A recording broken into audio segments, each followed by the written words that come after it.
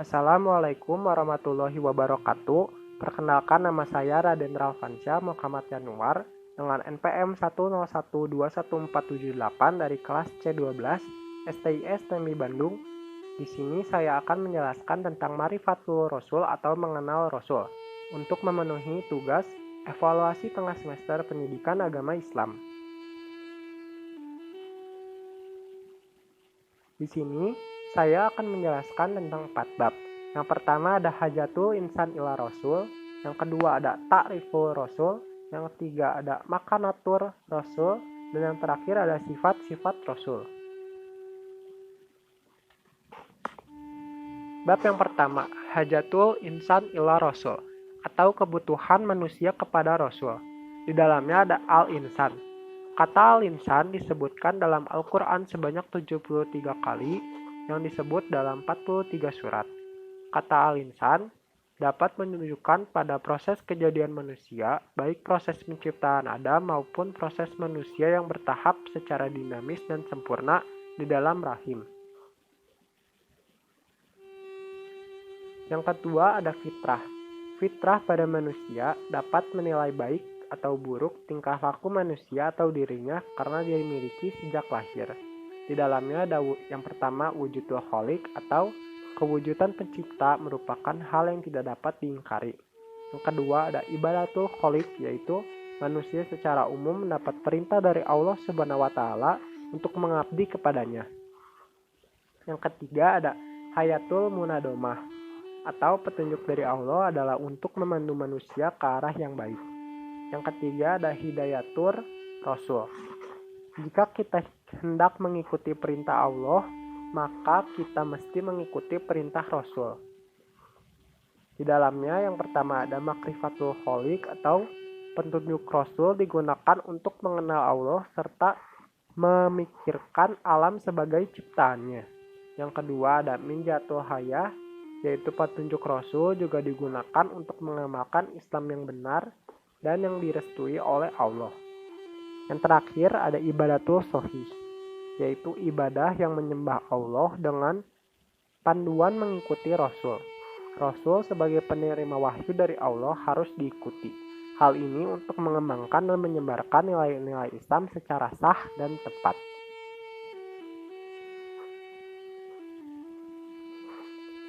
Yang kedua ada Ta'riful Rasul, yaitu pengertian tentang Rasul.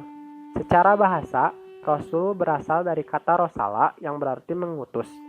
Kata Rasul adalah bentuk infinitif dari kata Rosala yang berarti utusan atau seseorang yang diutus.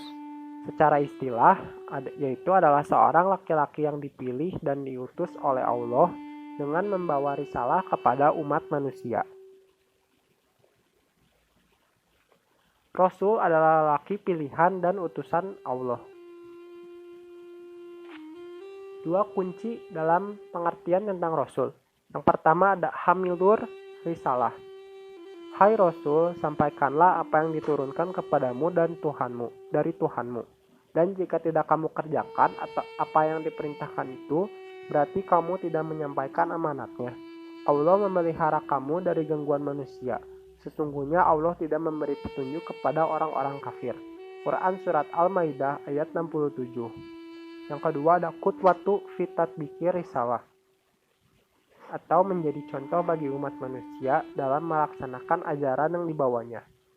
Sesungguhnya telah ada pada diri Rasulullah itu suri teladan yang baik bagimu, yaitu bagi orang-orang yang mengharap rahmat Allah dan kedatangan hari kiamat, dan dia banyak menyebut Allah. Tercantum dalam Quran Surat Al-Ahzab ayat 21. Tidak semua yang membawa risalah atau ajaran dan menjadi qudwah dapat disebut atau diakui sebagai Rasul.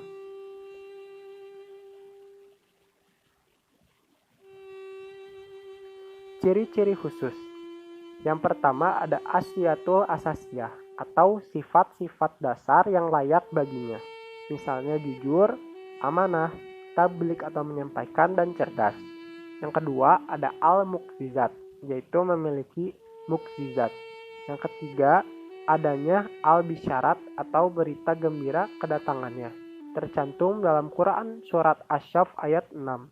Yang keempat ada an-nubuwat atau berita-berita kenabian. Tercantum dalam Quran surat An-Nisa ayat 163.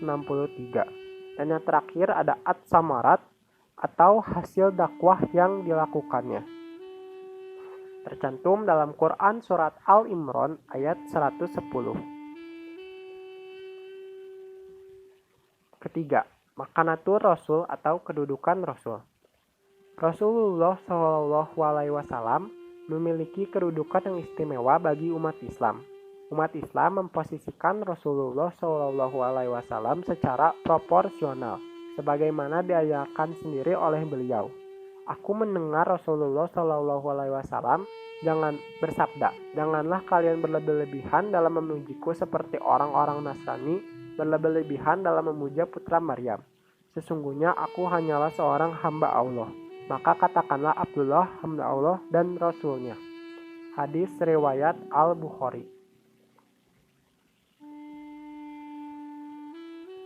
Kedudukan yang pertama, abid min ibadillah, hamba di antara hamba-hamba Allah. Rasul Muhammad SAW adalah hamba dan manusia biasa yang juga makan, minum, pergi ke pasar, beristri, berniaga, dan segala aktivitas manusia lainnya melaksanakan keperluannya. Yang membedakan Rasul dengan manusia lainnya adalah Rasul mendapat wahyu, yaitu menyuruh kita mengilahkan Allah. Yang pertama ada insan atau manusia. Apabila Rasul sebagai manusia, maka dakwah mudah diterima dan dilaksanakan. Tidak ada alasan bagi manusia lainnya untuk menolak. Yang kedua, nasab atau keturunan. Beliau mempunyai keluarga dan keturunan yang jelas. Begitupun tentang sejarah kelahiran dan asal-usulnya. Yang ketiga ada jism atau fisik. Yang terakhir ada sirah nabawiyah atau sejarah kenabian. Kedudukan yang kedua, as-sunnah atau sunnah.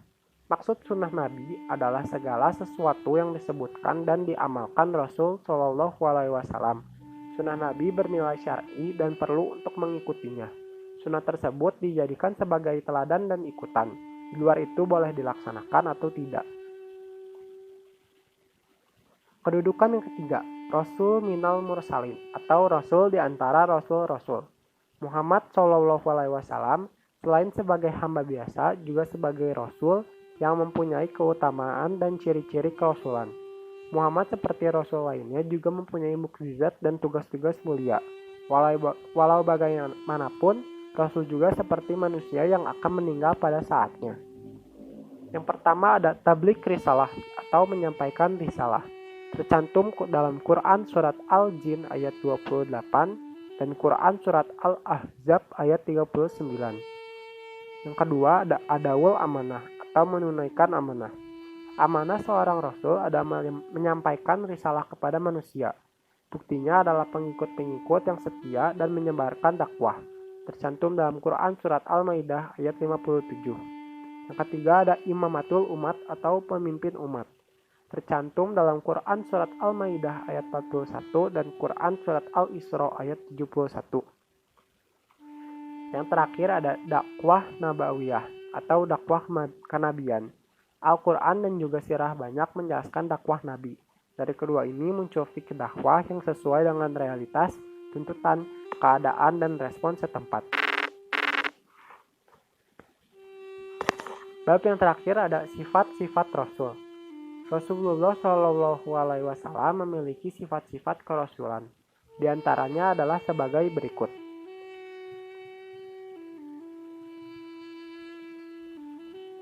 Yang pertama ada al-basyariyatul kamilah atau kemanusiaan seutuhnya.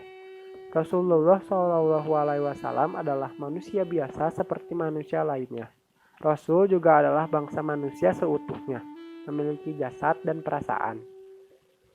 Sebagai manusia biasa, Rasulullah SAW dan Rasul-Rasul lainnya tidak berhak menetangkan hal baru yang tidak dikehendaki oleh Allah. Tercantum dalam Quran surat Al-Ibrahim ayat 11.